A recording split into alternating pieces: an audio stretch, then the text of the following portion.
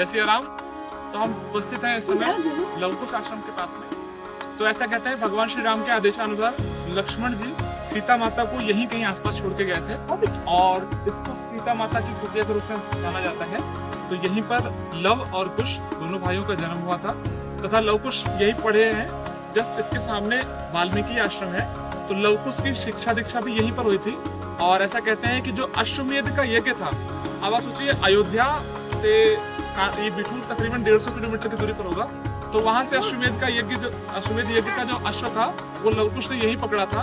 और हनुमान जी को भी जो बांधा था किसी पेड़ में, वो यही आसपास माना जाता है कि बांधा गया था। तो इस प्रकार ये पूरी लवकुश जन्म स्थान का इतिहास है। जय सिया राम। श्रीमन नारायण। तो हम पहुंच चुके हैं बिठूर के गंगा घाट पर। ये तरंग रमणीय गंगा है। तो अभी हम गंगा नदी के बीच में जाएंगे, वहां से पूरी डिस्कस करेंगे कैसे गंगा मैया धरती पर आती हैं, ब्रह्मवर्त घाट इत्यादि भी आपको दिखाएंगे और गंगा के बीच से पवित्र गंगा जल को एकत्रित करेंगे जो हम सभी पे सभी धार्मिक पूजा पाठ इत्यादि कर्मों में काम आएगी। जय सिया राम। जय सिया राम। तो आज हम उपस्थित हैं बिठूर कानपुर में, जो कि बहुत प्रचलित है अपने तीर्थ स्थलों के लिए। तो अभी तो हम उपस्थित हैं गंगा मैया की धारा के बीच में। गंगा मैया इतनी सुहासनीय और मधुर है। तो गंगा की कहानी कुछ ऐसे आती है कि राजा सगर के जब 60,000 पुत्र कपिल मुनि के आंखों से जल के भस्म हो जाते हैं, तो राजा सगर के जो पौत्र होते हैं अंशुमन, वो तपस्या करते हैं गंगा माता को लाने के। क्योंकि जब वामन अवतार हुआ था भगवान का, तो कारण सागर से गंगा ब्रह्मलोक में आई थी और ब्रह्मलोक से स्वर्गलोक में आ चुकी थी। और स्वर्गलोक से उनको धरती लोक पे लाने और अपने पूर्वजों का कल्याण करने के लिए अंशुमन इस रास्ते पे निकल चुके थे।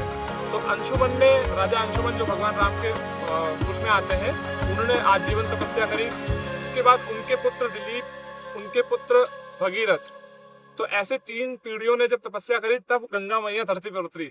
तो यही पवित्र गंगा मैया, जिनकी आज सलिल धारा में हम उपस्थित हैं, जो सुहासिनी है, जो मधुर है, जो सबको पतितों का कल्याण करने वाली है, ऐसी गंगा मैया के बीच हम उपस्थित हैं।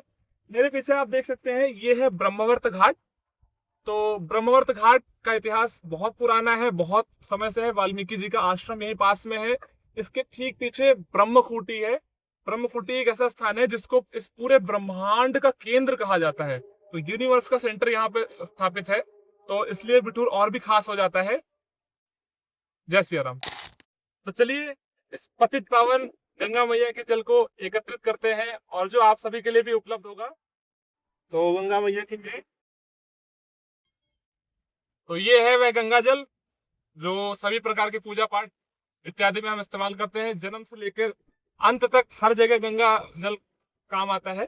तो ये है हमारे डिफरेंट साइजेस प्रेम अमृत धारा के गंगा जल के। तो इसको आप यथाउचित ऑर्डर कर सकते हैं हमारी साइट से या अमेजोन, फ्लिपकार्ट से।